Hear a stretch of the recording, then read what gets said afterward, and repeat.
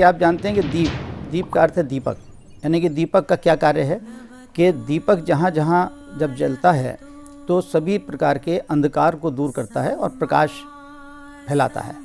इसी प्रकार ये जो तथागत का जो धर्म है, ये प्रेम का, करुणा का, मैत्री का, समानता का, सद्भावना का, ये भी एक तरह का ज्ञान है जो उन्होंने संपूर्ण विश्व को दिया हुआ है। तो इस धर्म के ज्ञान को फैलाने के लिए हमने इसका नाम रखा है धम्मदीप। तथागत बुद्ध की शिक्षाओं पर आधारित हमारा विशेष कार्यक्रम धम्मदीप प्रतिदिन प्रातः 6:30 से 7 बजे तक सिर्फ सुभारती टीवी पर। बुद्ध क्या होता है?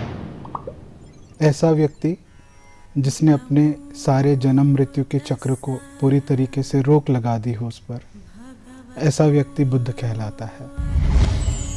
तथागत बुद्ध की शिक्षाओं पर आधारित हमारा विशेष कार्यक्रम धम्मदीप प्रतिदिन प्रातः 6:30 से 7 बजे तक सिर्फ सुभारती टीवी पर। नमो तस्सा भगवतो अरहतो। नमो बुद्धाय। मैं डॉक्टर सीमा शर्मा आप सभी का हार्दिक स्वागत करती हूँ इस विशेष कार्यक्रम में। साथियों, पिछले एपिसोड में हमने चर्चा की 4 आर्य सत्यों के बारे में, क्योंकि 4 आर्य सत्य अपने आप में एक बड़ा विषय है और किसी एक एपिसोड में इसको समेटना संभव नहीं है। इसी कारण इस एपिसोड में भी हम इसी 4 आर्य सत्य को लेकर विस्तार से बात करेंगे। इस कार्यक्रम में चर्चा के लिए हमारे साथ रहेंगे विषय विशेषज्ञ के रूप में डॉक्टर भंते चंद्रकीर्ति जी। आप बौद्ध दर्शन में उच्च शिक्षा प्राप्त हैं तथा अनेकों सम्मानों से आपको अलंकृत किया गया है। इसके साथ साथ आप अनेक मंचों पर बुद्धिज़्म के बारे में अपने विचार रख चुके हैं। तो हम स्वागत करते हैं भंते डॉक्टर चंद्रकीर्ति जी का। भंते जी, आपका बहुत बहुत स्वागत है। नमो तस्सा भगवतो अरहतो सम्मा सम्बुद्धस्सा। नमो तस्सा भगवतो अरहतो सम्मा सम्बुद्धस्सा। नमो तस्सा भगवतो अरहतो सम्मा सम्बुद्धस्सा।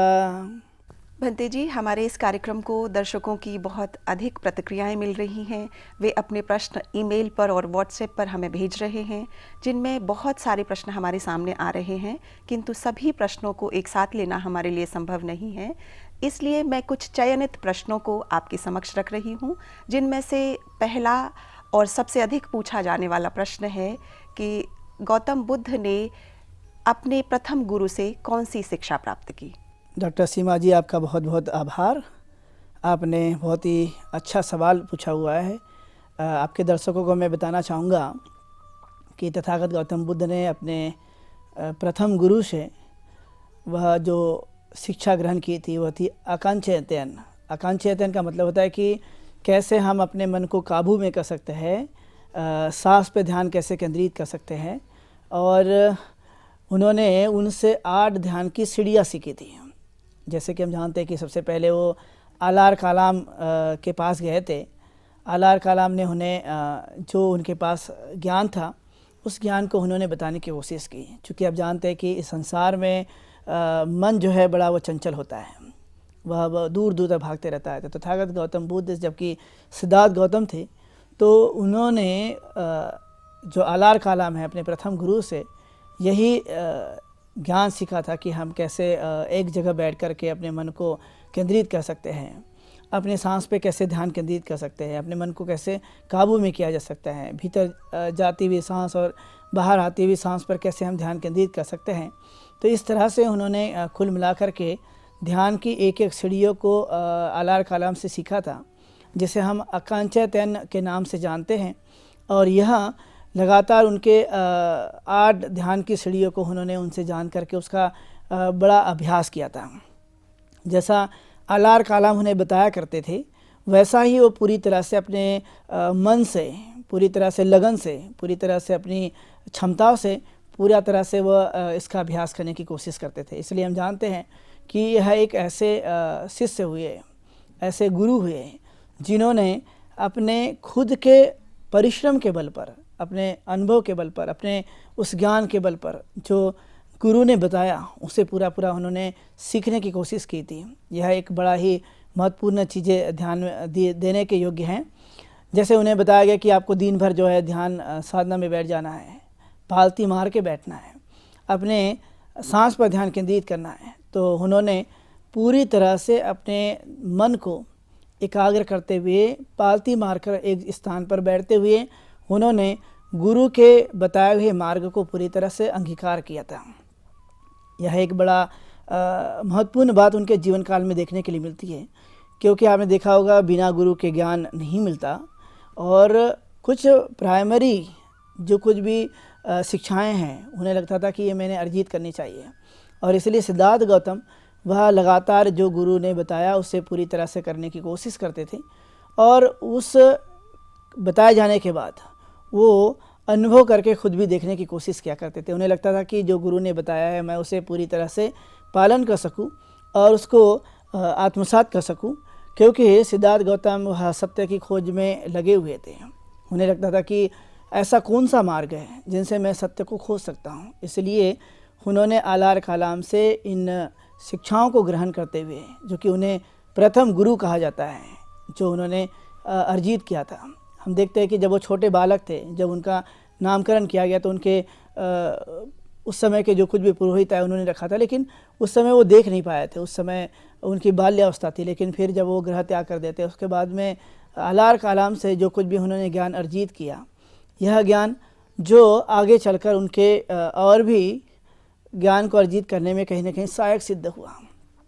इसलिए हम पूरी तरह से यह बातों को कह सकते हैं कि आलार कालाम ने जो कुछ भी उन्हें ज्ञान दिया है, यह ज्ञान वह निश्चित तौर पर सिद्धार्थ गौतम को सम्यक सुबुद्ध बनने में पूरी तरह से मदद मिली।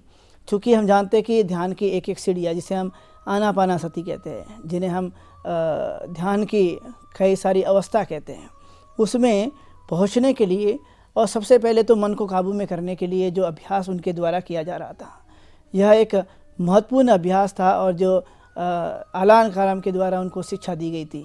और इसलिए इन शिक्षाओं का सिद्धार्थ गौतम के जीवन में बड़ा ही महत्वपूर्ण योगदान है। और साथ में उनके द्वारा जो प्रथम गुरु है उनके द्वारा दिया गया यह ज्ञान स्वाभाविक तौर पर उनके बुद्धत्व के मार्ग में कहीं ना कहीं सहायक सिद्ध हुआ है। इसलिए उन्होंने अपने गुरु से ध्यान की 8 पायरी कह सकते हैं, सीढ़ियाँ कह सकते हैं, या हम स्टेप कह सकते हैं, एक एक स्टेप को उन्होंने पूरी तरह से उनसे सीखने की कोशिश की थी। और इसलिए उसको अकिंचितयन ज्ञान कहा जाता है। यानी पूरी तरह से अपने आप को जानने के लिए, अपने चित्त को एकाग्र करने के लिए और ठीक तरह से वह अपने जीवन में सफल होने के लिए उन्होंने अपने गुरु से, यह प्रथम जो गुरु कहलाए, उनसे उन्होंने इस तरह का ज्ञान का अभ्यास किया, और जिससे हम जानते हैं कि कालांतर में वह बुद्ध भी बन जाते हैं। तो इस तरह से सिद्धार्थ गौतम ने, सम्यक संबुद्ध ने यह ज्ञान को अर्जित किया, और इसलिए हम इसे प्रथम ज्ञान के रूप में जानते हैं जो आलार कालाम के द्वारा उनको बताया गया था। तो यह एक महत्वपूर्ण प्रश्न जो कि आज दर्शकों के माध्यम से और डॉक्टर सीमा जी के माध्यम से ये पूछा गया था, जिसको मैंने आप लोगों को बताने की पूरी तरह से कोशिश की। और प्रश्न पूछने पर मैं आप लोगों का, सभी लोगों का बहुत बहुत धन्यवाद अदा करता हूँ कि इस तरह से प्रश्न पूछते रहे। आपके जिज्ञासाओं की मैं कदर करता हूँ कि आपने ठीक तरह से अपने प्रश्नों को मुझसे पूछने की कोशिश की है। मैंने आप लोगों को बताने की कोशिश की, आप लोगों ने मुझे इस तरह के सवालों को पूछकर मुझे बताने का जो अवसर प्राप्त किया, मैं आप सब लोगों का बहुत बहुत धन्यवाद अदा करता हूँ। साधुवाद। भंते जी, आपका बहुत बहुत आभार दर्शकों की जिज्ञासाओं के निवारण हेतु। अब मेरा अगला प्रश्न आपसे यह है कि तथागत गौतम बुद्ध ने दुख के कौन से प्रमुख कारण बताए हैं? बहुत बहुत साधुवाद डॉक्टर सीमा जी, आपने बहुत ही अच्छा प्रश्न पूछा है। जो जीवन में दुख के कारण, जो बुद्ध ने दुख के कारण बताए हैं, उससे आपने अपने दर्शकों के माध्यम से पूछने की कोशिश की। मैं उस प्रश्न का उत्तर बताने की कोशिश करूंगा, जो कि तथागत गौतम बुद्ध, जो कि मध्यम मार्ग को खोजने में लगे हुए थे और शुरुआती दौर पे उन्होंने 4 आर्य सत्य को खोज निकाला। बोध गया में उन्होंने ज्ञान की प्राप्ति की, और ज्ञान की प्राप्ति के उपरांत हम देखते हैं कि उन्हें लगता था कि मैंने यह मध्यम मार्ग, 4 आर्य सत्य की शिक्षाएं मुझे बताना चाहिए। तो उन्होंने पहले तो दुख और दुख के कारण, तो उन्होंने दुख के कारण ठीक तरह से बताने की कोशिश की। उनका आकलन था कि संसार बहुत बड़ा है, ईश्वर एक व्यापक है, और इस व्यापकता में जहाँ जहाँ पर भी मनुष्य रहता है, जहाँ जहाँ पर भी जीव रहते हैं, वह किस तरह से दुखी होते हैं, वो कौन से कारण हैं, तो उन्होंने ठीक तरह से बताने की कोशिश की। तो मैं सबसे पहले इसे पाली में बताऊंगा, जिसका अर्थ मैं हिंदी में बताने की कोशिश करूंगा। तो उन्होंने कहा, जाति भी दुखा, जरा भी दुखा, व्याधि भी दुखा, मरणम भी दुखं, अप्ये ही संपयोगो दुखो, पिये ही उपयोगो दुखो, यम्पि क्षण लप्तितम्पि दुखं, पंच स्कंद खंदा दुखा। अर्थात जन्म और दुख का कारण है, वैसे ही यह व्याधि बीमारी भी दुख का कारण है, बुढ़ापा भी दुख का कारण है, मृत्यु भी दुख का कारण है, प्रिय लोग हमसे दूर चले जाते हैं वो भी दुख का कारण है, और अप्रिय लोग हमारे संपर्क में आ जाते हैं वह भी दुख का कारण है।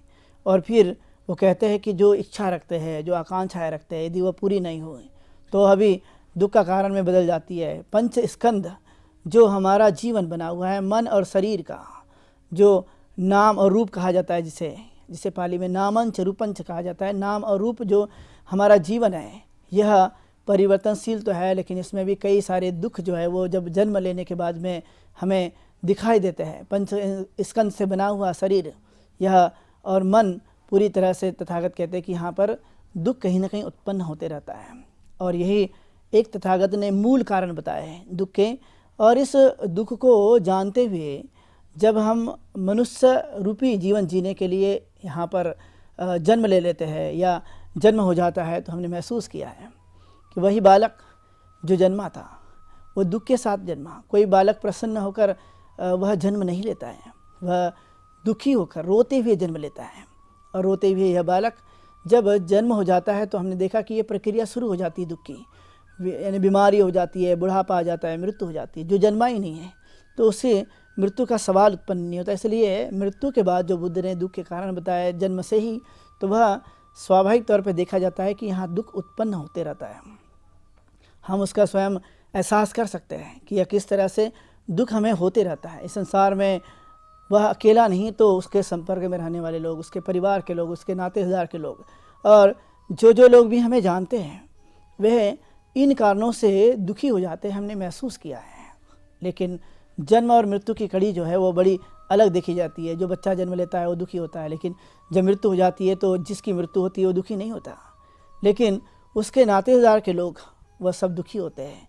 जन्म लेते ही बच्चा वह दुखी होता है, लेकिन उसके नातेदार के लोग, उसके घर के लोग बड़े प्रसन्न हो जाते हैं। तो बुद्ध ने ठीक तरह से यह हमें बताने की कोशिश की है, और यह एक मूल कारण है दुख के। बाकी आप देखेंगे तो वह सब भौतिक कारण हो सकते हैं, लेकिन खास करके जो नेचुरल है, जो प्राकृतिक है, वह प्राकृतिक जो कि मनुष्य एक प्रकृति का हिस्सा है, और इस प्रकृति के हिस्से में हमने देखा कि जन्म से ही इसकी प्रक्रिया शुरू हो जाती है। और यह एहसास तथागत गौतम बुद्ध ने बता कर दिया है। और इसलिए हम देखते हैं कि चाहे वो अमेरिका में जन्मा हो, जापान में जन्मा हो, श्रीलंका में हो, भारत में हो, नेपाल में हो, बांग्लादेश में हो, किसी भी देश में जन्म लेने वाला जो व्यक्ति हमने देखा है वह सब एक जैसे ही उनको आभास होते रहता है। जन्म के समय वही प्रक्रिया दुख की, और वैसे ही व्याधि बीमारी हो जाए तो चाहे वो अमेरिका का हो या भारत का या कहीं संसार का रहने वाला व्यक्ति हो, सब लोगों में हमने महसूस किया है कि एक जैसे ही वह भाव उत्पन्न होते हैं, वैसी ही वेदना होती है। और इसलिए बुद्ध ने एक जगह पीपल के वृक्ष के नीचे बैठ करके ध्यान लगा करके ये महसूस किया कि यह दुख के मूल कारण हैं, और इस दुख के मूल कारणों को हमें जानना, समझने की कोशिश करना जो बेहतर ज़रूरी है। जब हम इसे जान लेते हैं तो हम यथार्थ सत्यता से अपना बोध करा लेते हैं। इसलिए दर्शकों ने जो आज का प्रश्न पूछा है, जो दुख के क्या कारण हैं, तो मैंने उन दर्शकों को डॉक्टर सीमा जी के माध्यम से बताने की कोशिश की कि दुख जो है यह इन कारणों से उत्पन्न होता है। ये बड़ा अच्छा सवाल था, जो कि आए दिन हर परिवार में, हर घर में, हर मनुष्य के जीवन में कहीं ना कहीं यह चीज़ें हमें दुख देखने के लिए मिलते रहता है। तो वह जब हम इन सच्चाई को जानते हैं कि ये जीवन में होता है, और सच्चाई को जान लें, तो स्वाभाविक तौर पर हम अपने जीवन को बेहतर बना सकते हैं, सुखी बना सकते हैं। इसलिए मैं दर्शकों का बहुत बहुत धन्यवाद अदा करना चाहूँगा, जिन्होंने यह बड़ा ही अमूल्य प्रश्न किया है और जिसको मैंने बताने की कोशिश की। और आप लोगों ने दुख के कारणों को समझा होगा, आप सब लोगों ने मुझे सुना, और मैंने आप लोगों को बताने की कोशिश की। तो बहुत बहुत धन्यवाद आप सभी लोगों का कि आप लोगों ने इस तरह के बहुत ही बहुमूल्य और कीमती सवाल को आपने पूछा है। बहुत बहुत धन्यवाद। भंते जी, आपका बहुत बहुत धन्यवाद। आपने हमारे दर्शकों की जिज्ञासाओं का समाधान किया। मुझे लगता है उनको अपने प्रश्नों का उत्तर मिल गया होगा। जैसा कि आपको ज्ञात है, कल हमने 4 आर्य सत्यों के विषय में चर्चा की थी। आप तो इस विषय के विशेषज्ञ हैं और जानते हैं कि यह कितना विशद विषय है। इसको लेकर हमारे जिज्ञासाओं में भी अभिरुचि, हमारे दर्शकों में भी निरंतर अभिरुचि बढ़ रही है और वे इस विषय को और अधिक जानना चाहते हैं। तो मैं यहाँ पर आपसे यही आग्रह करूँगी कि आप इस विषय को और आगे बढ़ाते हुए हमारे दर्शकों का मार्गदर्शन करें। बहुत बहुत धन्यवाद डॉक्टर सीमा जी, आपने अपने दर्शकों के लिए बहुत ही अच्छा प्रश्न किया हुआ है मार्गदर्शन करने के लिए, जो कि 4 आर्य सत्य एक बड़ा विशाल, बहुत ही व्यापक है, जो खुद तथागत गौतम बुद्ध ने इसे खोज कर निकाला, जो मानव को उनके कल्याण के लिए, उनके सुख के लिए समझने के लिए बड़ा ही वास्तविकता है 4 आर्य सत्य।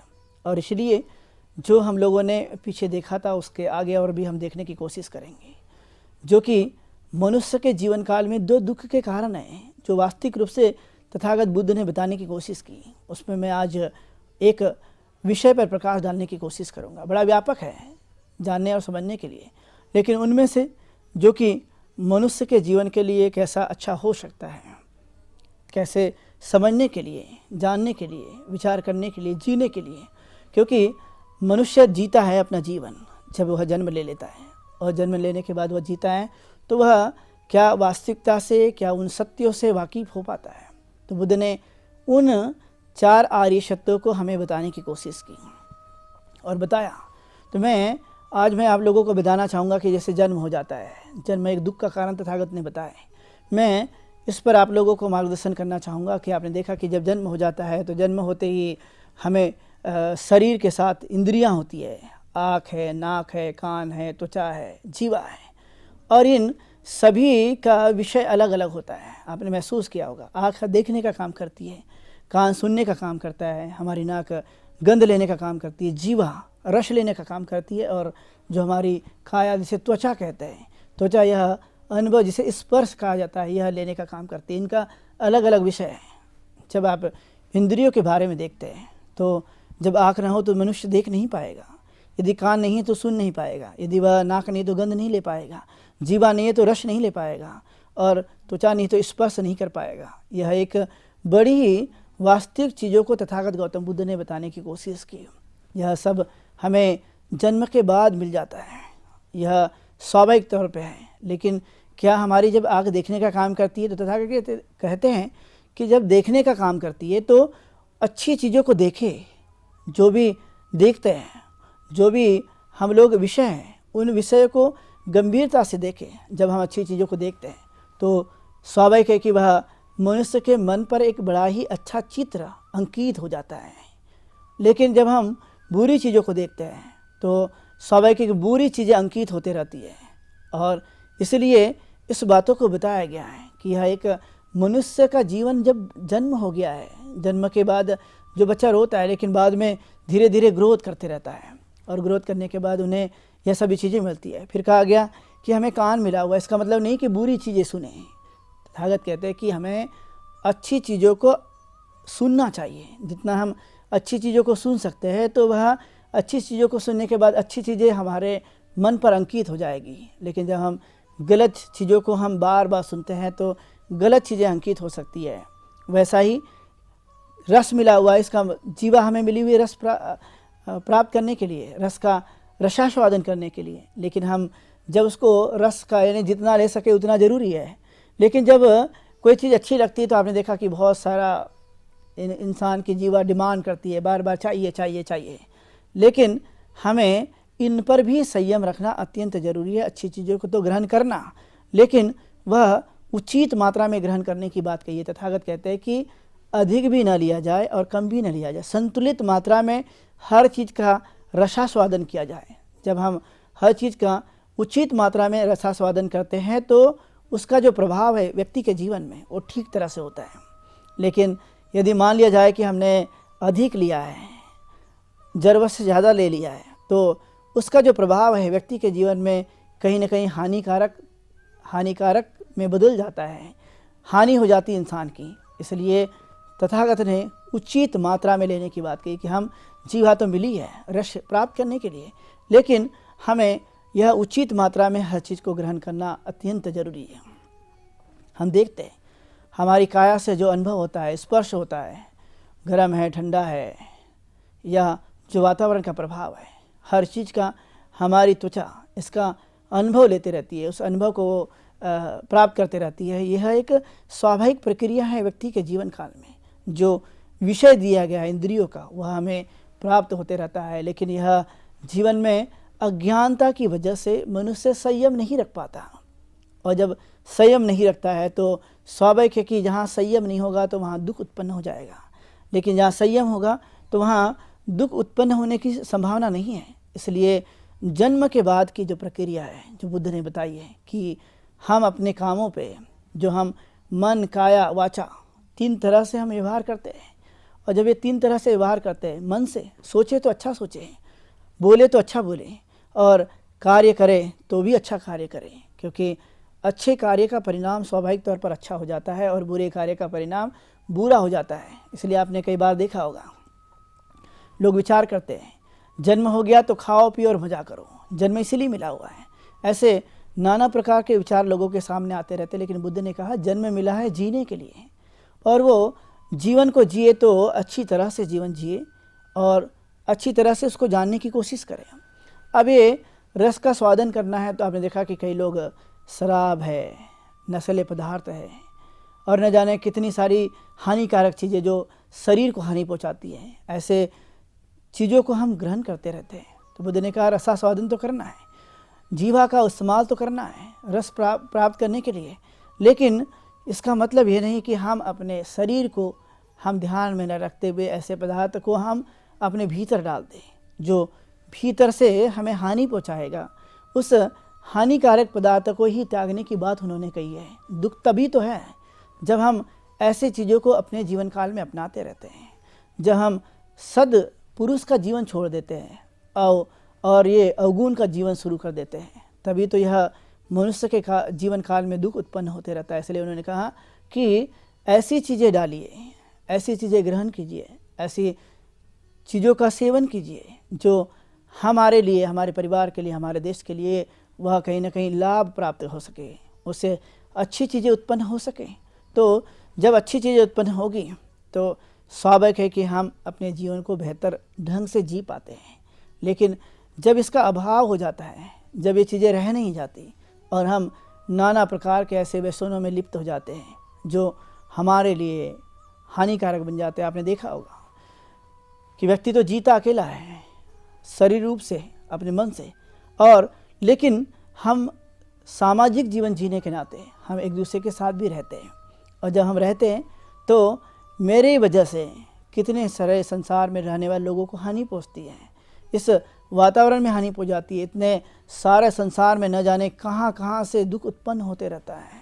तो बुद्ध ने कहा कि इस उत्पन्न होने वाले दुख को ही हम समाप्त कर दे, लेकिन करेगा कौन? तो कहा गया हम स्वयं ही इन सभी दुखों को जन्म देते हैं और स्वयं ही अपने दुखों को नष्ट कर सकते हैं। इसलिए उन्होंने स्वयं कहा अता ही यतनुनाथो कोही ना तो परोसिया, इस संसार में आप स्वयं ही अपने मालिक हैं, इस संसार में और आपका कोई मालिक नहीं है।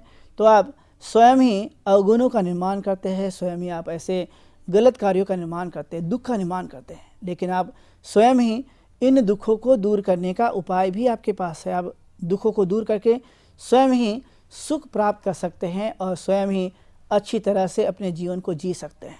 इस ढंग से उन्होंने ज़्यादातर जीवन को बताने की कोशिश की।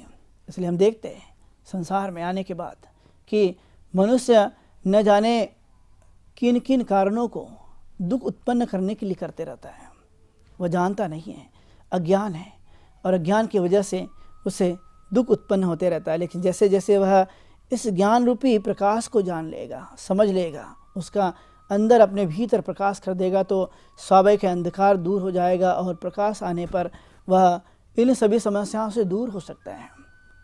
और यही एक उपाय है मनुष्य के जीवन काल में कि जन्म की प्रक्रिया अज्ञान की वजह से और अज्ञान की वजह से दुख उत्पन्न हो गया।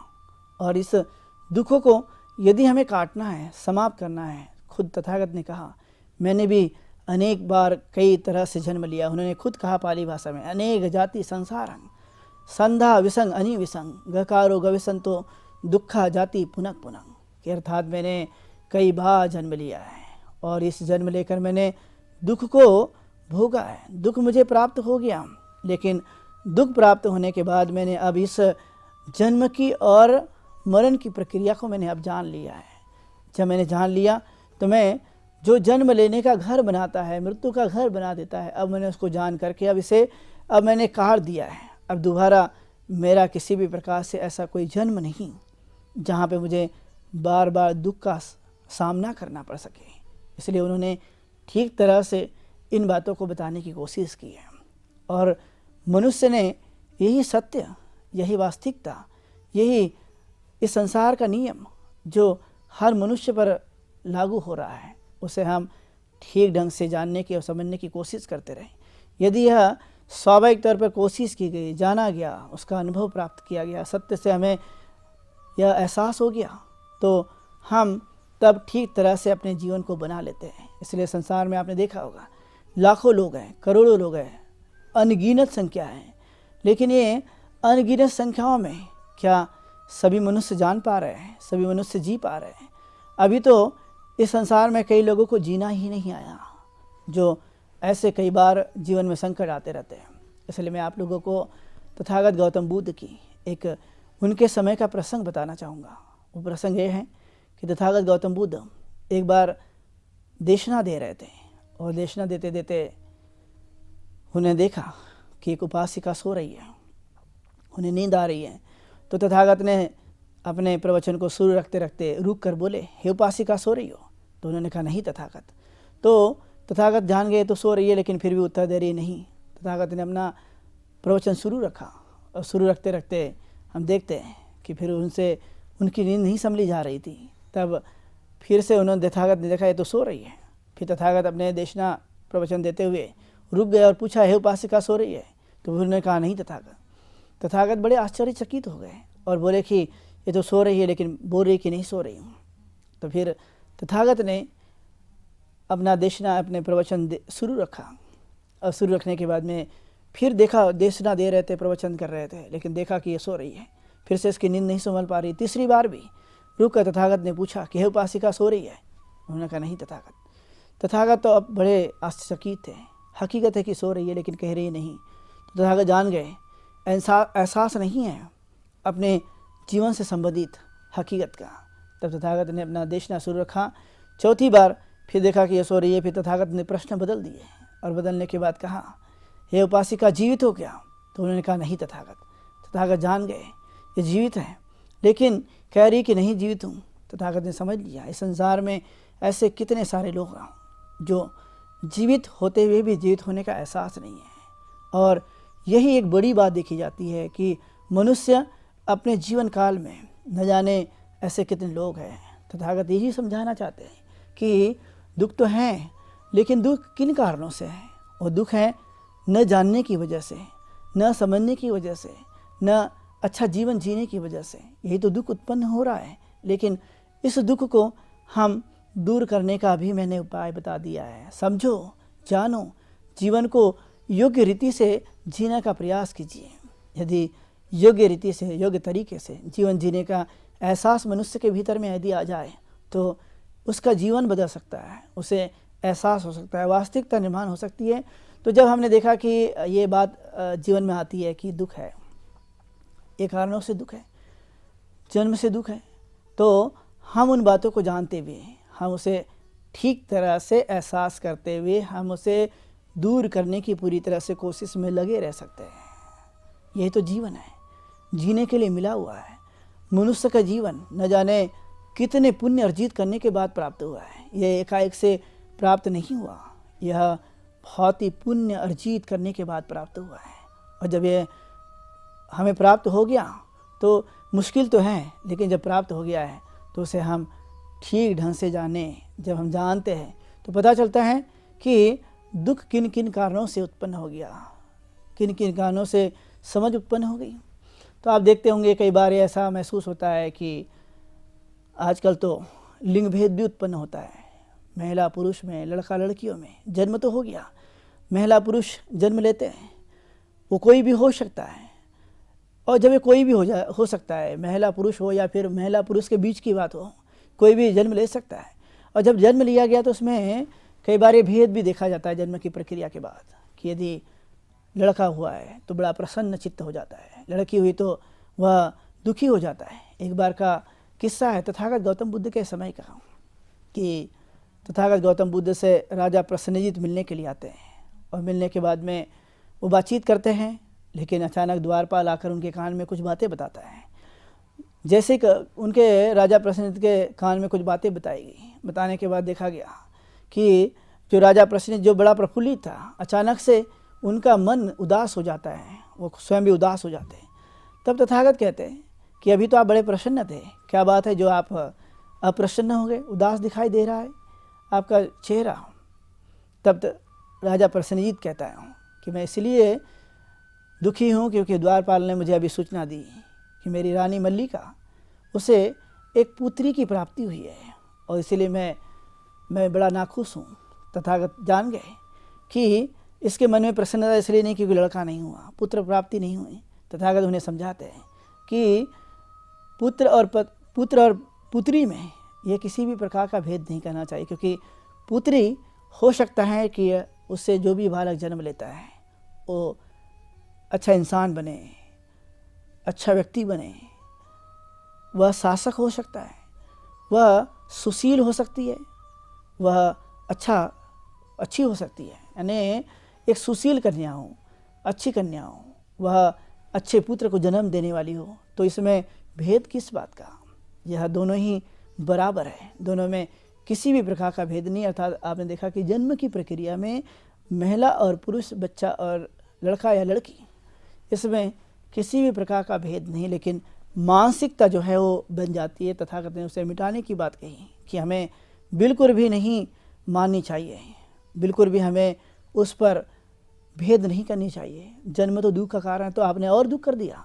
तो यह भाव पूरी तरह से मिटाने की ज़रूरत है। हम सब एक है, सब हमें एक जैसे ही समझने की कोशिश करते रहे। तो हम जब इन सच्चाई को जानते हैं तो हम स्वयं तो दुख उत्पन्न कर दिया, स्वयं ही दुख को मिटा सकते हैं, और सुख का हम बड़ी गंभीरता से आचरण कर सकते हैं, उसे पालन किया जा सकता है, और उसे हम जीवन काल में उतारने की पूरी तरह से कोशिश कर सकते हैं। इसलिए यह जन्म यह तो मिल गया है, लेकिन उसे ठीक तरह से जीने के लिए जो बच्चा जन्मता है वह दुखी होता है, रोता है। इसलिए बुद्ध ने ठीक तरह से इसे समझाने की कोशिश की, बताने की कोशिश की, और आप सब दर्शकों ने इसका बड़ा गहनता से आनंद लिया और जानने की कोशिश की कि जन्म दुख है, लेकिन हम उसे सुख में भी तब्दील कर सकते हैं। इस तरह से आप सभी दर्शकों ने जानने की कोशिश की। तो मैं आप सब लोगों का बहुत बहुत शुक्रिया अदा करता हूँ, मंगल कामना करता हूँ। आप लोगों ने इस देशना को सुना है। डॉक्टर सीमा जी जो आपके प्रश्नों को उन्होंने उछाला था, उसका मैंने आप सब लोगों को मार्गदर्शन किया, आप सब लोगों ने मुझे सुन लिया, इसलिए सबके प्रति मंगल कामनाएं। आप सुखी हो, दीर्घायु हो, स्वस्थ रहें, ऐसी मंगल कामना करते हुए यहीं पर रुकता हूँ। भवतु शुभ मंगलम। भंते जी, आपका बहुत बहुत आभार। आपने 4 आर्य सत्य के बारे में विशद चर्चा की, और मुझे लगता है हमारे दर्शकों को इससे बहुत ही ज्ञानवर्धक जानकारियाँ प्राप्त हुई होंगी। एक बार पुनः आपका आभार करती हूँ। आज के कार्यक्रम में इतना ही। अब समय हो चुका है आज के कार्यक्रम को यहीं विश्राम देने का, लेकिन उससे पहले मैं आपको बताना चाहती हूँ, आपके मन में किसी तरह के प्रश्न हो तो आप इस कार्यक्रम के माध्यम से पूछ सकते हैं। और प्रश्न पूछने के लिए हमारा व्हाट्सएप नंबर है 9639010109। आप हमें ईमेल भी भेज सकते हैं। हमारी ईमेल आईडी है subharatibuddha@gmail.com। तो आशा करती हूँ आप अपने प्रश्नों को और जिज्ञासाओं को दबाएंगे नहीं, हमारे इस कार्यक्रम का हिस्सा बनकर अपनी जिज्ञासाओं को शांत करेंगे, उनका समाधान करेंगे। तब तक मैं डॉक्टर सीमा भंते डॉक्टर चंद्रकीर्ति जी के साथ आपसे विदा लेती हूँ। कल इसी समय आपके सामने फिर उपस्थित होंगे। नमो बुद्धाय। नमो तस्सा भगवतो अरहतो